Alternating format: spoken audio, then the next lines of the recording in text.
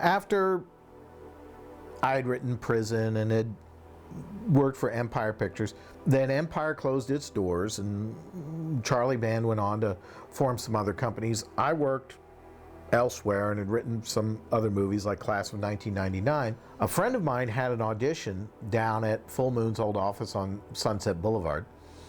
And I said, let me tag along.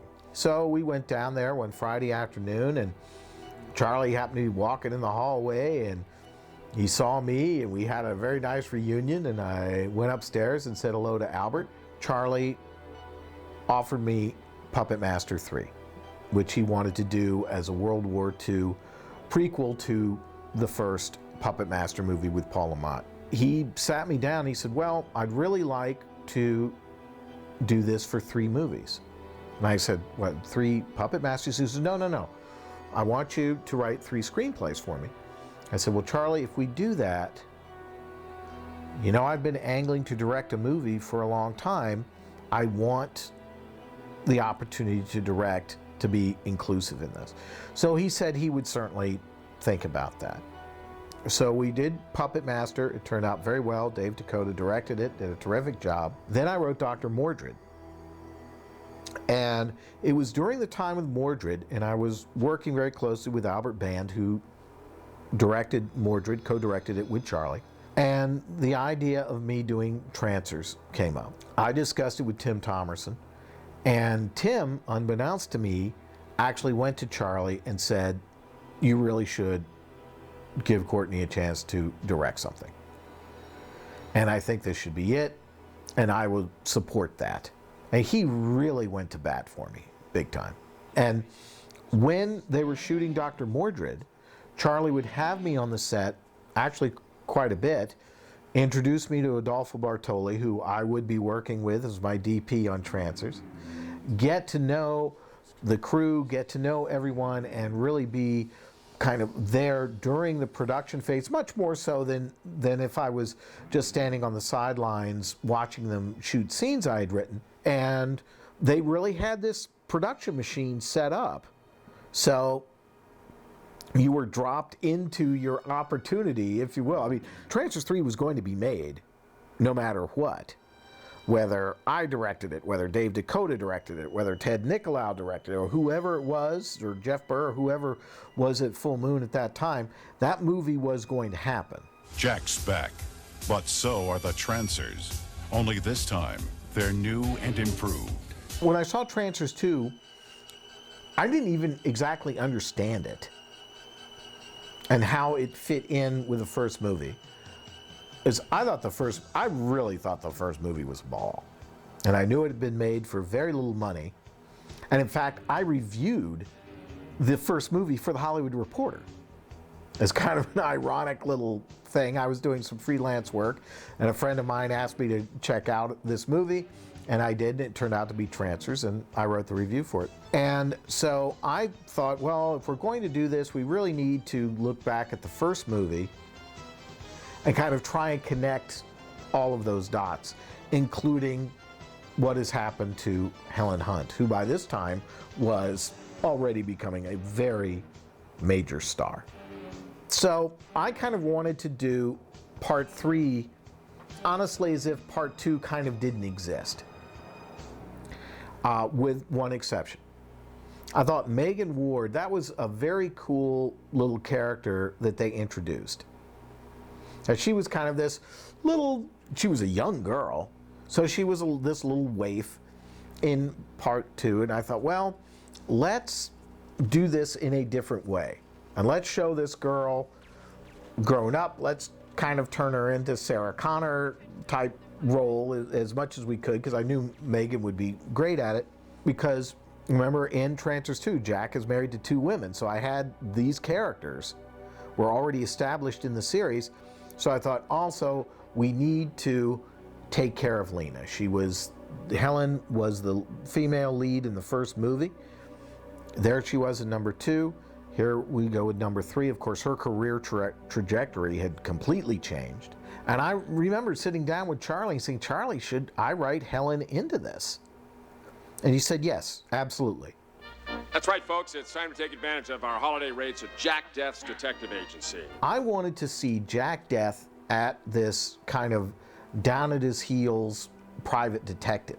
A bleaker view as much as we possibly could. Maybe at one point, I guess I thought, let's make this the, this will sound crazy, the Blade Runner of Trancers movies. And of course, that was a little bit beyond my reach, to say the very least. But I wanted that kind of an attitude about the film, and it was going to be more violent, and it was going to have a darker bent to it.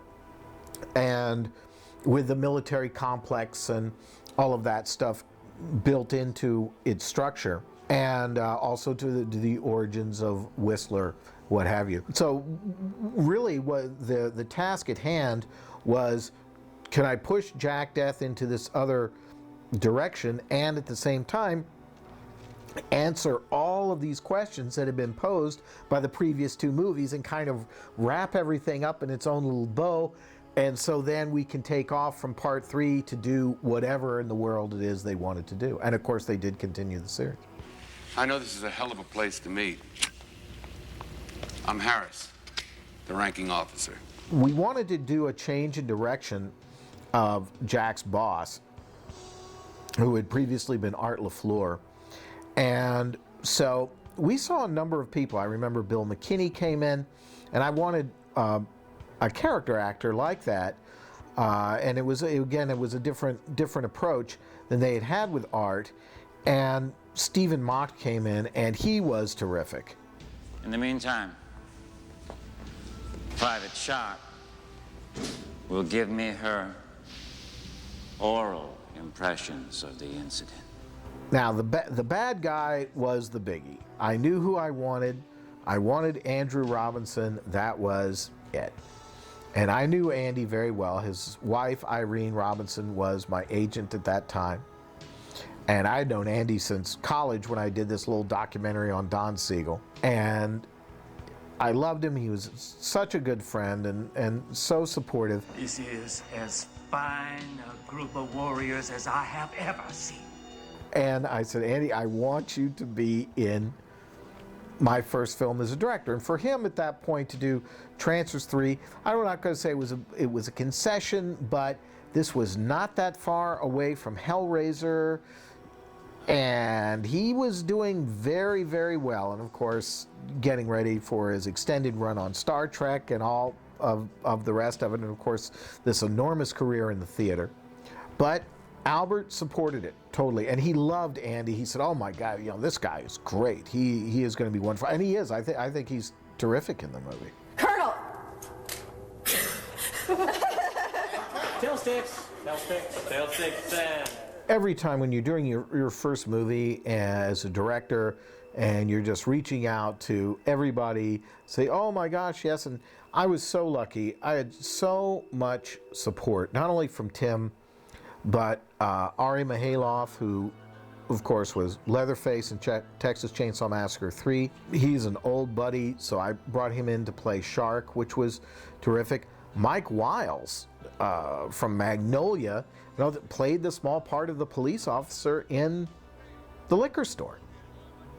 Tommy Rosales, who played the guy robbing the store. I mean, he's one of the premier stuntmen in town. So I really felt like I had been given a bit of the keys to the kingdom. And Albert Band supported me so completely during the shooting. And I didn't know what I was doing half the time. I was doing the best I could.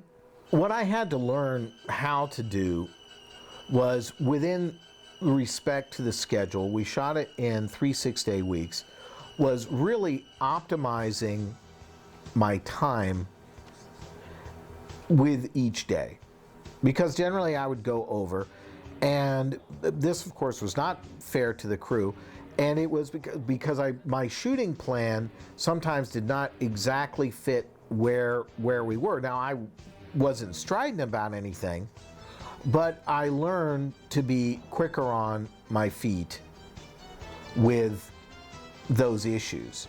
For example, by the time we got to shoot the scene in the liquor store, And we rented a real liquor store, which meant we had to restock it because we had a stunt sequence, we had gunfire, and we had bullet hits in it.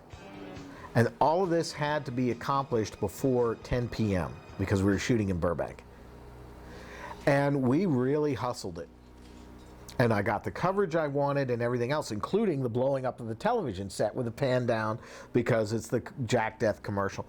So that was, again, that was a lesson, because by the time we did that, we were further enough along in the schedule that you kind of learn how to make these things happen in a second-hand nature that other people with more experience can absolutely do it. Show me.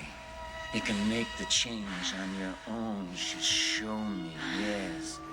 There was a scene with Andy Robinson with Dawn Ann Billings playing the beautiful Trancer girl, and of course she's the one in the pit with the staff and fighting. And what K&B had come up with for her makeup was very horrific. It looked like one of the mutants from Beneath the Planet of the Apes. And I said, guys, no, it can't be this way. She has to look completely normal, because they're in bed together, and then she starts to trance out. So I wanted something that would like look just under her skin, and then it would start to pulsate, and she would change, because if she looked horrific, what's Andy Robinson doing in the sack with her in the first place? They did it, and then they did it very, very fast, because they had done an incredible makeup on her. But I mean, my gosh, I mean, she was just absolutely horrifying. And they did this wonderful thing with the air bladders under the skin, and it was just perfect. It was absolutely what I wanted. The movie was in production during the Rodney King riots.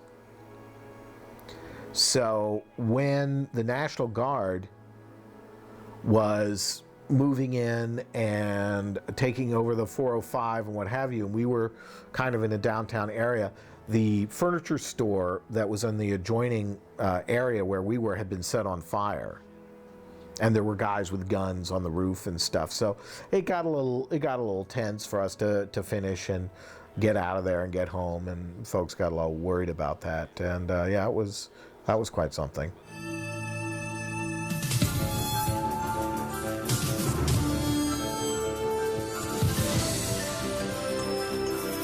During that time, with Full Moon, they were always doing the video zones and all the behind-the-scenes stuff and what have you. And somebody was there, and they were shooting that stuff and doing all the interviews and everything, which was great. When the film came out through Paramount, not only was there the video zone, Charlie had done an introduction to it. And he was very kind and mentioning me and saying that he thought I had done a very nice job, and then they showed my picture and everything else. My only regret personally is that I was not able to direct this one, but I think Courtney Joyner did a terrific job, and it was a lot of fun having Tim Thomerson back, and Helen Hunt, and Megan Ward, and Thelma Hopkins. I was really stunned by that, because I had no idea they were going to do that. And that really was kind, because this was Charlie's franchise. He had directed the first movie. In fact, he had directed the second one. And as much as Puppet Master, Trancers was part of the company's identity and was one of the series the Paramount deemed significant. So it really was an opportunity for me, just being given the chance to make the movie in the first place, and then for Charlie to endorse me and endorse what I had done. I thought that was really extraordinarily kind.